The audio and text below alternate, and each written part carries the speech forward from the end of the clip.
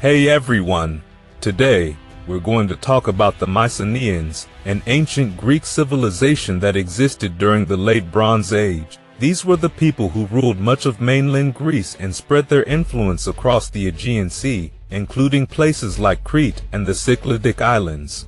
They got their name from their biggest and most famous city, Mycenae, which was located in the northeast part of the Peloponnese. The Mycenaeans didn't come out of nowhere. They were heavily influenced by an older civilization called the Minoans, who lived on the island of Crete. The Mycenaeans borrowed ideas from them, such as their architecture, artwork, and religious traditions, but made them fit their own, more warlike society. Over time, they built a strong trading network with places like Cyprus, the Levant, and Egypt, exchanging goods and ideas. Even after their civilization faded, their legends lived on in Greek myths, especially stories about famous heroes like Achilles and Odysseus and the Trojan War. The Mycenaeans were native Greeks, and as they interacted with other cultures, they developed a well-organized society. Some of their most important cities included Mycenae, which was said to be the home of Agamemnon, as well as Tiryns, Pylos, where Nestor supposedly lived, Thebes, and even Athens. By the middle of the 15th century BCE, they had taken over Crete, replacing the Minoans as the most powerful civilization in the region. Mycenae itself was an incredible city, built on a hill with huge palaces and impressive tombs. Some of its most famous landmarks are the Lion Gate, built around 1250 BCE, and the massive stone walls that stood almost 13 meters tall.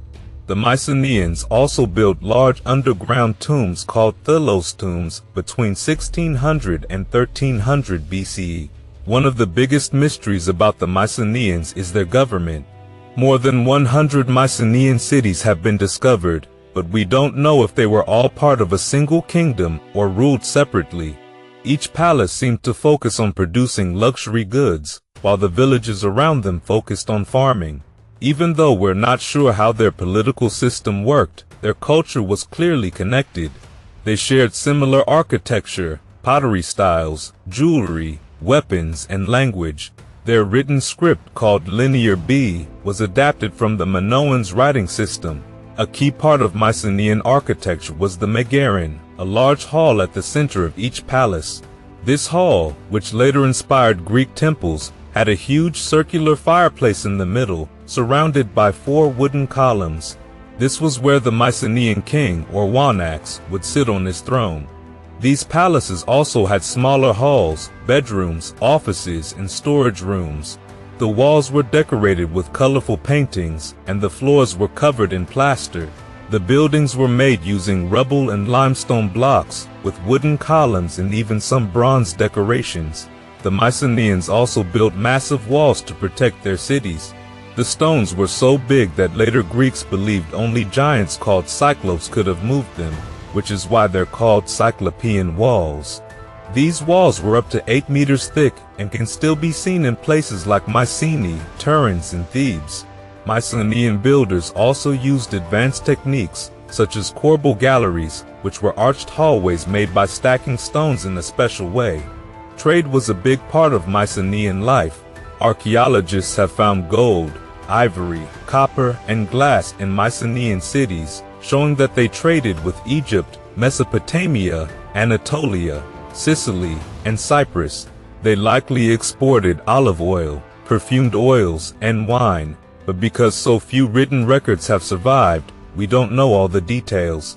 One of the most exciting discoveries related to Mycenaean trade is the Uluburun shipwreck, a 14th century BCE ship found off the coast of Turkey. It was carrying valuable goods like copper, tin, ivory, and glass, showing that Mycenaean merchants were involved in trade across long distances. And the Mycenaeans were influenced by the Minoans, but they had their own unique style. Their artwork featured lots of geometric patterns, spirals, and rosettes.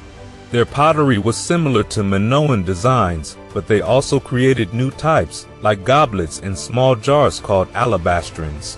They made terracotta figurines, especially of women, along with carved stone vessels and detailed gold jewelry. Their frescoes showed nature, mythical creatures like griffins, and everyday life scenes, including warriors, bull leaping, and boar hunting, which was a popular sport for the Mycenaean elite. When it comes to religion, there's still a lot we don't know, but we do have some clues. The Mycenaeans practiced animal sacrifices, held feasts, and made food and drink offerings. Some symbols, like the double axe and horn-shaped decorations, suggest a connection to Minoan religious traditions, though they might have also been used for political reasons. Many palaces had religious areas, and some had separate temples or shrines nearby.